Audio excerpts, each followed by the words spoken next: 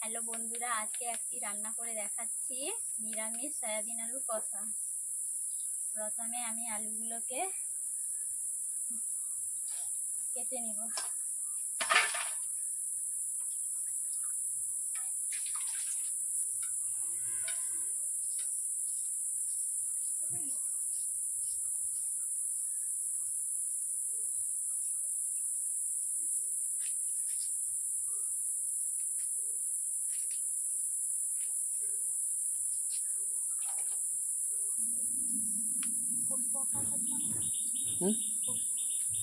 দই তো ওটা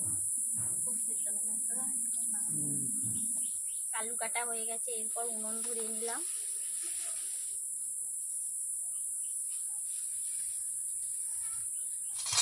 এরপর কড়াই বসিয়ে দিচ্ছি। কড়াইতে জল দিয়ে দিচ্ছি।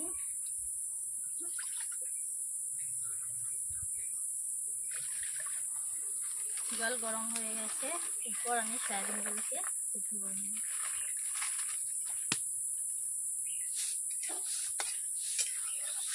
নরম হবে, খুবই নরম, তুলতুলে খেতে লাগে।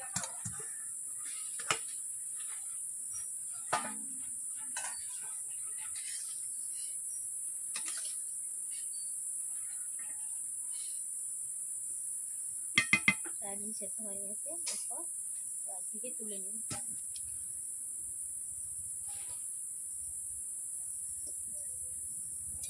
এরপর কড়াইতে জল দিয়ে দিচ্ছি। আলুগুলোকে সিদ্ধ করে নেব।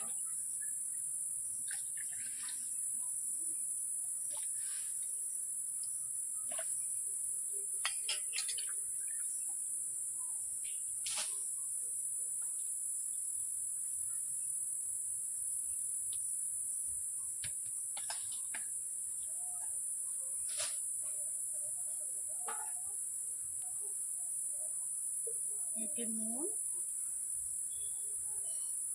হলুদ,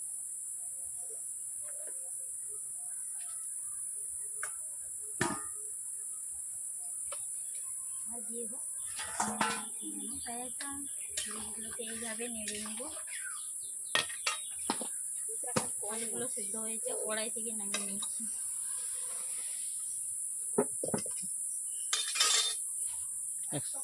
সয়াবিনগুলোকে সেদ্ধ করার পর আমি নুন হলুদ আগে থেকে মাখিয়ে রেখেছিলাম। এরপর এগুলোকে ভাজবো। কড়াই গরম হয়ে গেছে, এতে তেল দিয়ে দিলাম।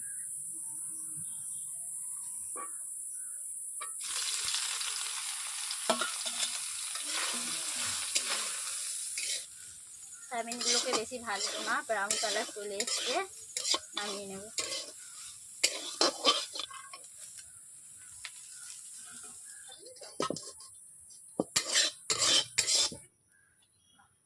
আলুগুলো ভেজে নেব।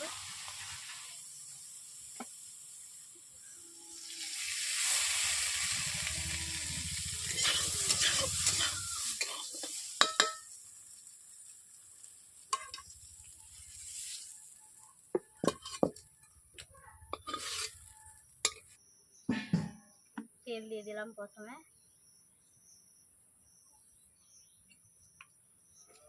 তরকারিটি কালার আসার জন্য আমি চিনি দিয়ে দিচ্ছি।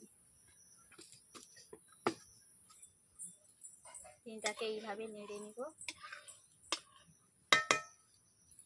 দেখতে পাচ্ছেন বন্ধুরা, কালারটি উঠে গেছে। আমি তাতে আদা বাটা আর টমেটো বাটা দিয়ে দিলাম।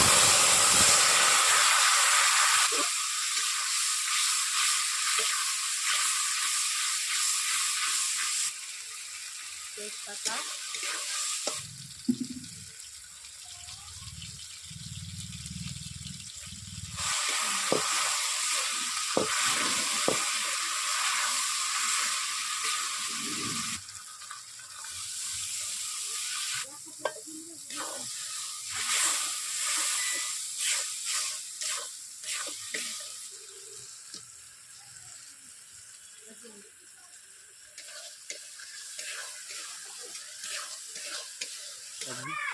এতে সামান্য টক দই দিয়ে দিচ্ছি 2 চামচ।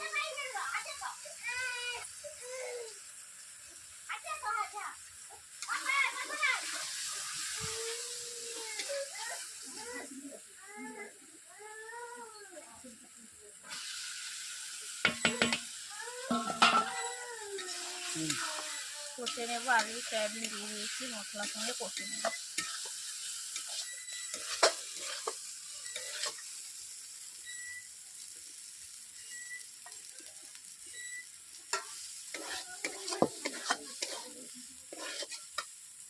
একটু নুন দিয়ে দিলাম তারপর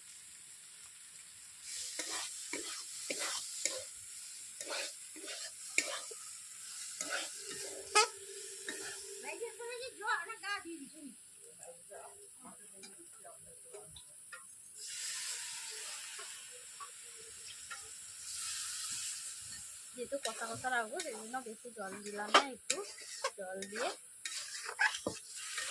ভালো করে নেড়ে নিলাম।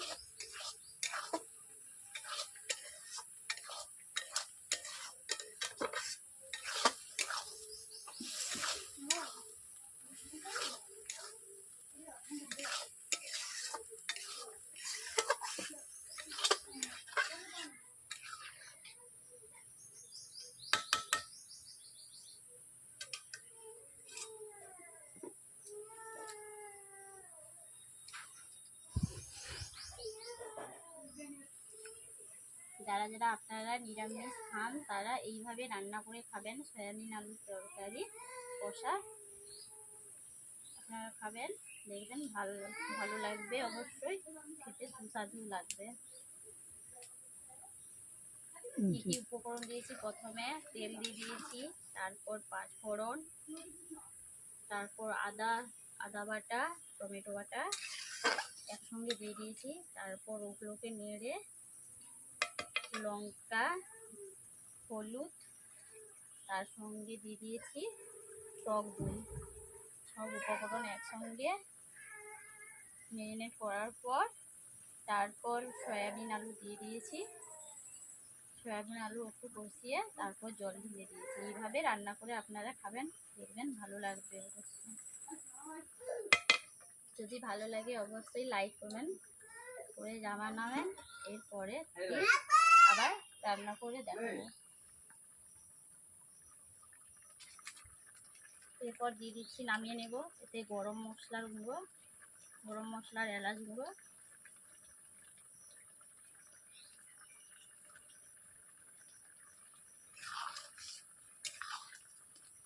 ফটো তুলে দিয়ে আসুন সাইডে নামিয়ে আর ওটা